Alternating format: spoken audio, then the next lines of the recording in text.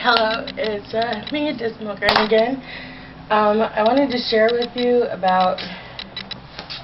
Let me rearrange these so they're easier for your journals for my pagan stuff. I'm not as advanced in these as I would like to be because I think I mentioned in my last video or the one before that I kind of have been practicing on and off for 9 years, so there was a period of time there where I didn't even have a book of shadows because I had gotten rid of my first one, which is a huge mistake because there was all kinds of cool stuff in there. But yeah, I lit some incense because apparently I cannot communicate or think without it, and I burned my hair on it. And yes, I was trying to get the box out to put the camera on and leaned into it. Anyhow, this is my book of shadows. Okay, yeah. Savvy, I think her YouTube tag is XXX Savvy XXX. I'm sure you've heard of her. She's really good, and if you haven't, you need to watch her videos. She is real big into well, what I get out of her videos is that it's all about you, and you don't need to do everything exactly by the book, but make it personalized, make your path personal for you, and saying the same thing over and over again, but you get the point. So anyway, she had this journal and she got it for $7, and I'm so jealous because I spent $12 for this. I got it probably a year or two ago, and I was originally going to use it as a goddess journal. And for anyone that doesn't really know what I mean by that, I, of course, struggle with issues of being overweight, and it's not so much the issues of it's not so much being overweight that I struggle with, but the acceptance of who I am, no matter what my body shape is. On my good days, I feel that I have done amazing things with my life, and my body has done some remarkable things. But that's on my good days. So I don't always feel like that. And I felt that if I did some work studying the goddesses and implementing aspects of their divinity in my own life, that I could work on accepting myself for who I am. I'm lucky that I have a boyfriend that thinks I'm just fine the way I am, and I appreciate him for that, and I love him to pieces. But I think, as most of us women know, sometimes someone can tell you every single day you're gorgeous and you're beautiful, and it's not enough. You never truly believe it when and here I'll spout what a lot of people say.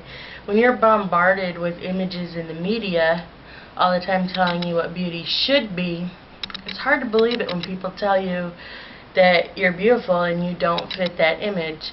I have kind of a double issue in my own life that I have two sisters that are the image of what the media says is the perfect idea of beauty, and I have never been that, and so it really has been a struggle for me growing up next to these beautiful women and never really being that. But I accept myself on my good days, like I said, because I have done some amazing things with this body of mine, and not to make anybody think I'm like sound creepy, I used to be in the military, and I completed boot camp. That's a huge thing to be able to put your body through and come out the other end. I've seen a lot of people not make it through just the boot camp portion, and so I'm proud of myself for being able to do that. So yeah, that's basically what I meant. I didn't mean anything creepy by it in case it sounded creepy. But this is my book of shadows. I'm going to go through and show you a little bit. On the inside, I keep a calendar for this coming year. The full moon schedules with the times that it's supposed to be at the fullest, I suppose. And I have Hello Kitty stickers here. See, I'm obsessed with Hello Kitty, and I truly believe that you should make your path. You don't have to be all, ooh, twigs and, sunshine, and if that's what you're into, that's one thing, but it should be about what you're into. I put a picture of myself in here, not because I'm full of myself, but because I figure whether or not this is the final book of shadows I ever do, this is probably going to be thrown in a trunk in an attic somewhere, at least I hope so, and maybe future generations will come upon it and be like, oh, great-grandma, had this book of shadows, and look, there's a picture of her. That's what she looked like back then. So, that's why I did it.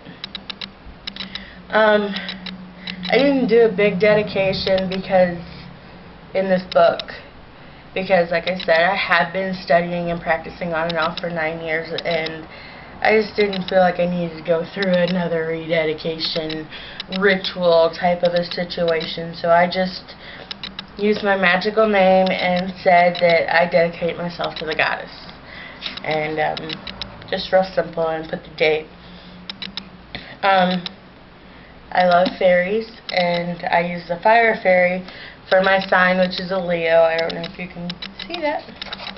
And I am afraid that I did not put enough pages in here to talk about being a Leo, but we'll see.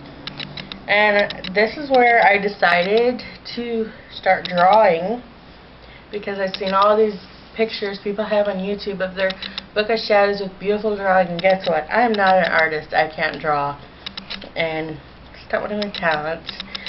So I think this is the last page you'll see with any drawings of mine. It's the triple moon face, and even that sucks. So these are my basic beliefs.